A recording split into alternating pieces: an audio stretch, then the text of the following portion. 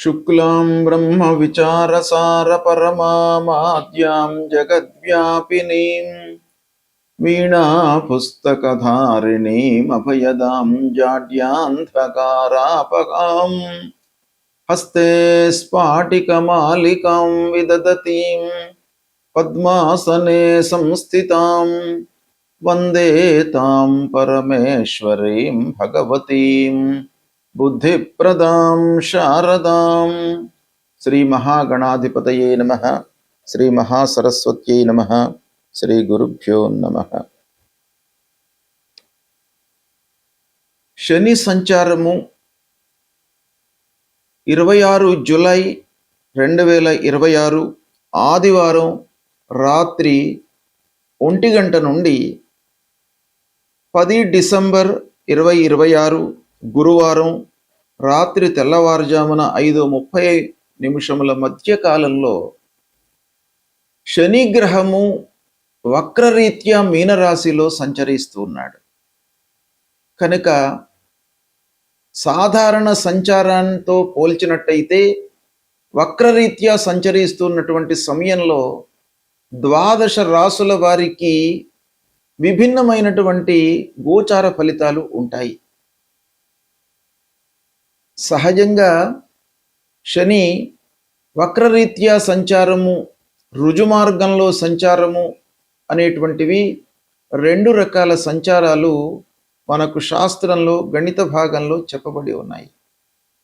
అయితే వక్రరీత్యా శని సంచారము అని అంటే వెనుకకు నడవడము అని అర్థం కాకుండా మనము భూమిపై నుండి చూసినట్టయితే శనైశ్చరుడు వెనుకకి నడుస్తున్నట్టుగా మనకు అగుపిస్తాడు, అంటే కనబడతాడన్నమాట.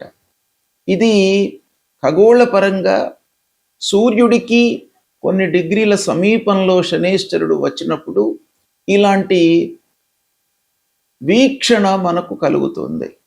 అయితే దాని ఫలితము భూమిపైన ఉన్నటువంటి వారికి, మానవులందరికీ కూడాను విభిన్నమైనటువంటి ఫలితాలు, అంటే రుజుమార్గంలో సంచరిస్తున్నటువంటి శని కంటే కూడాను వక్రరీత్యా సంచరిస్తున్నటువంటి సమయంలో కొంత విభిన్నమైనటువంటి ఫలితాలు ఇస్తాడు అనేటువంటిది మనకు జ్యోతిష్ శాస్త్ర గ్రంథాలు చెబుతున్నాయి. గనక ఈ వక్రరీత్యా సంచరిస్తున్నటువంటి శని యొక్క ఫలితాలు ద్వాదశ రాశుల వారికి ఎలా ఉంటాయి అనేటువంటి విషయాన్ని మనము తెలుసుకుందాం.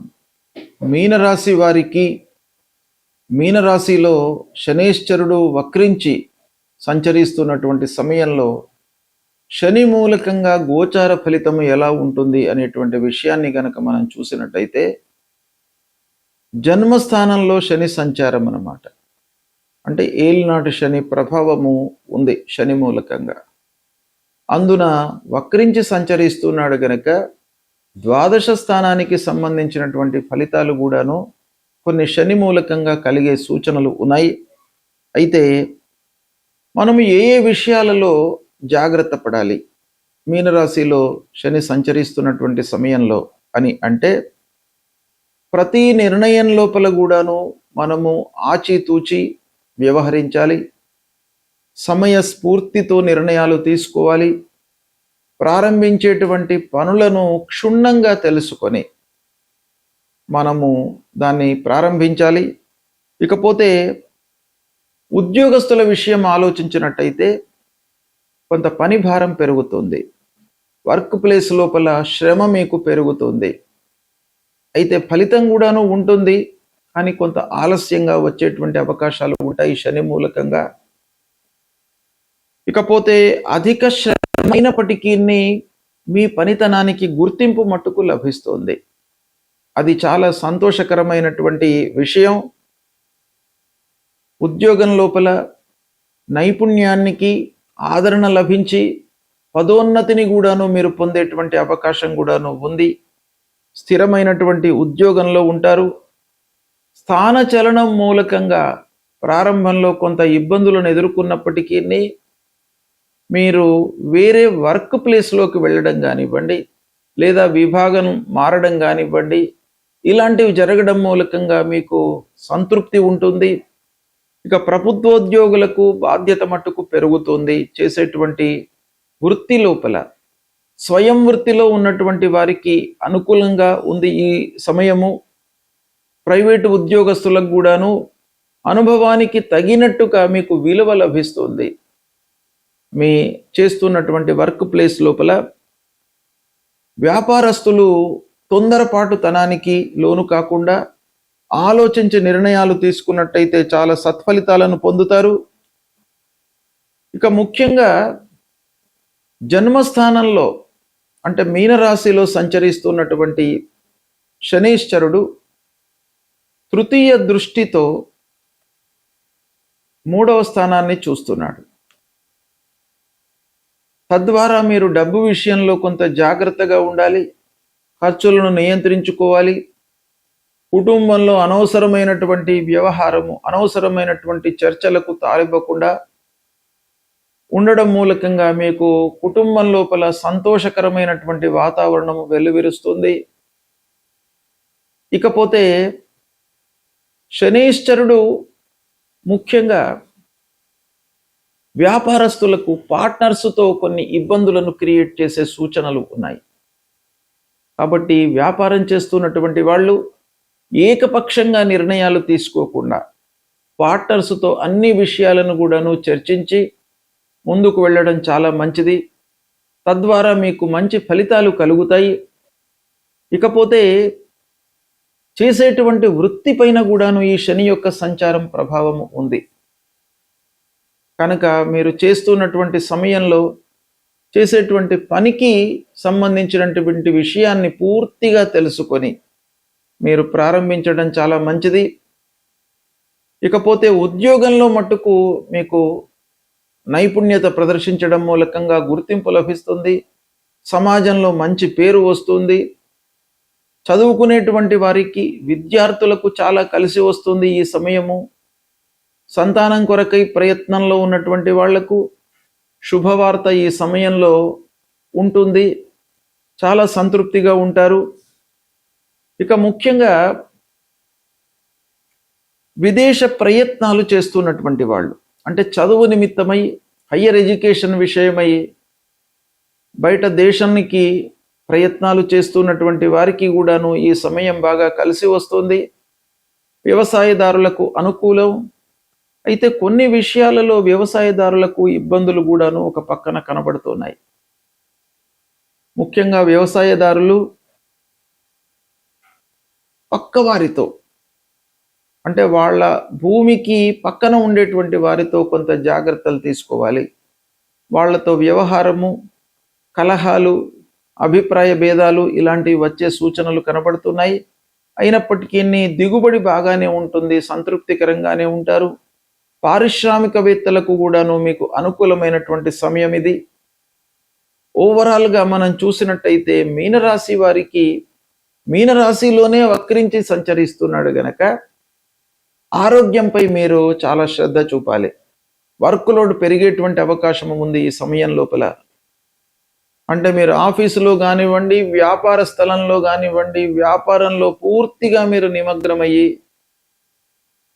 ఆరోగ్యాన్ని అశ్రద్ధ చేయకుండా మీరు అన్ని విధాలుగా ఆరోగ్యానికి ప్రథమ ప్రాధాన్యత ఇస్తూ ముందుకు వెళ్ళడం చాలా ఉత్తమం ఈ శని సంచారం మూలకంగా.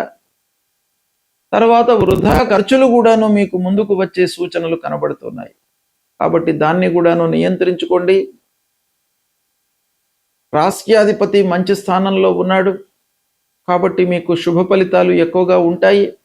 అయితే శని మూలకంగా మట్టుకు కొంత ఆలోచించే నిర్ణయాలు తీసుకోవడము ప్రధానంగా ఈ వక్రించి సంచరిస్తున్నటువంటి సమయంలో అవసరం గనక దాన్ని దృష్టిలో పెట్టుకొని మీరు ఆచరణలో పెట్టండి, పనులను చేయండి, సత్ఫలితాలను పొందుతారు.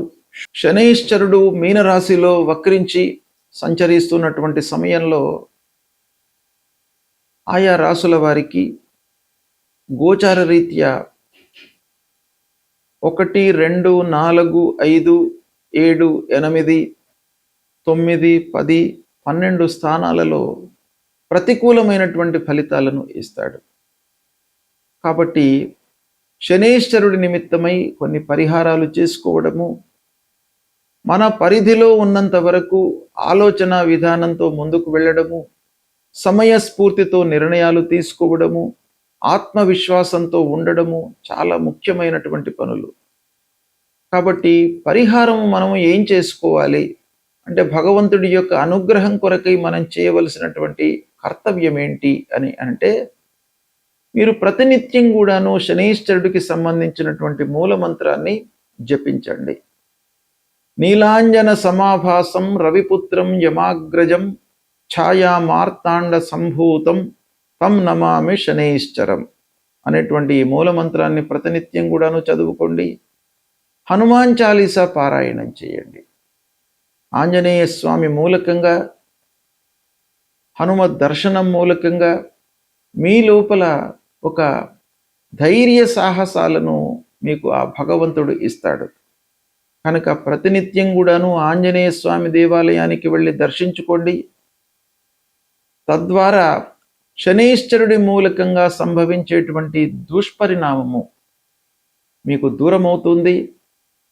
ఇవి చేసినట్టయితే శనైశ్చరుడు మీనరాశిలో వక్రించి సంచరిస్తున్నప్పటికీ మీ లోపల ఆత్మవిశ్వాసం పెరుగుతుంది.